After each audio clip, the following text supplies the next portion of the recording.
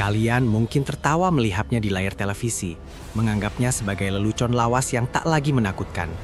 Tapi bagi penduduk desa asli di lereng bukit itu, nama tersebut adalah kutukan mematikan. Menyebut nama Mumun di luar rumah saat malam Jumat Kliwon bukanlah sebuah keberanian, melainkan sebuah undangan maut. Arwahnya tidak pernah tenang, bukan karena ia ingin sekedar menakut-nakuti, tapi karena ada rasa sakit yang amat dalam dan dendam kesumat yang tak tertahankan, mengakar kuat pada tali kafan yang hingga kini terus mencekik lehernya. Jauh sebelum wujudnya menjadi simbol teror yang mengerikan, Mumun hanyalah seorang gadis desa biasa. Ia dikenal karena senyumnya yang manis dan hatinya yang teramat lugu. Namun kepolosan itu justru mengundang malapetaka yang tak terbayangkan. Kecantikannya memicu obsesi berdarah dari mereka yang tak bisa memilikinya. Di balik kedamaian malam desa, sebuah konspirasi kelam diam-diam dirajut dengan rapi.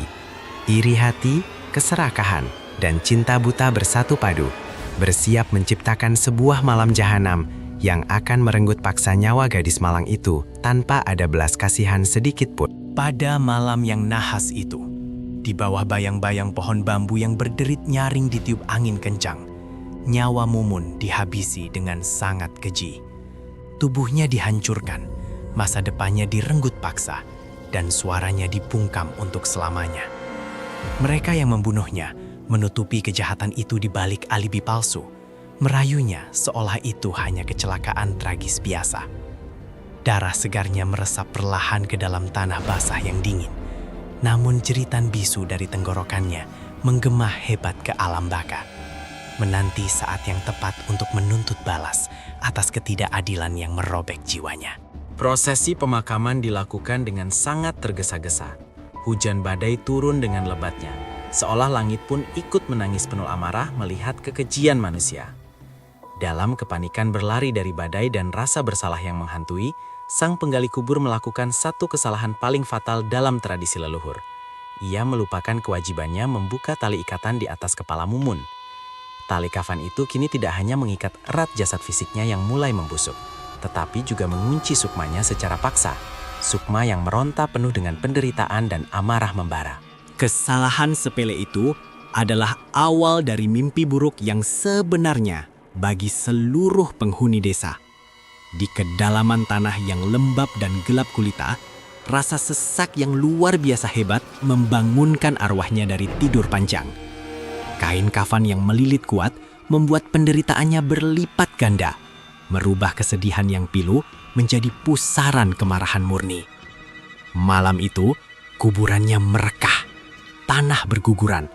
Mumun bangkit memecah kesunyian, bukan lagi sebagai gadis desa yang malang, melainkan sebagai perwujudan teror mutlak. Arwah penasaran yang menolak takdir kematian sebelum nyawa dibayar dengan nyawa. Mulailah masa-masa teror psikologis yang menyiksa batin desa tersebut. Arwah pendendam ini tidak membunuh korbannya dengan cepat dan mudah. Ia menyiksa kewarasan mereka. Ia mendatangi para pembunuhnya satu persatu, berdiri kaku di balik jendela, membiarkan bau busuk tanah kuburan dan aroma darah kering merasuk perlahan ke dalam indera penciuman mereka. Mata merahnya yang melotot tajam dari balik kain kafan menatap langsung ke dalam jiwa yang berlumur dosa. Rasa bersalah dan teror yang menggerogoti pikiran membuat para pelaku perlahan-lahan menjadi gila. Tali kafan yang mengikatnya adalah simbol keadilan yang tertunda dan dosa yang tak terampuni. Setiap kali ikatan itu semakin mencekik leher goibnya, semakin besar pula amarah gelap yang ia lepaskan kepada manusia di sekitarnya. Ini bukan lagi sekadar cerita hantu pocong melompat-lompat yang bisa dijadikan bahan tertawaan anak muda. Ini adalah kutukan nyata tentang bagaimana kejahatan masa lalu akan selalu menemukan jalan pulangnya sendiri. Tali itu tidak akan pernah putus sebelum dahaga dendam kesumatnya terbayar lunas oleh cucuran darah mereka yang telah mengkhianatinya. Jadi, jika kalian sedang berada di tempat yang sepi pada malam hari, lalu tiba-tiba mendengar suara aneh tanah bergesekan, atau mencium aroma kapur barus yang menyengat bercampur amisnya darah, diamlah, tahan napasmu.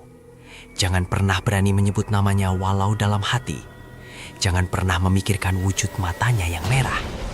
Karena bagi arwah yang tersiksa ini, Siapapun yang mengusiknya adalah sasaran baru pelampiasan amarah liarnya. Ingatlah dengan baik, makhluk ini tidak datang untuk melucu. Ia datang untuk memburu. Dan mungkin saja, tepat pada malam ini, ia sedang berdiri di belakangmu, mendengarkan ceritamu.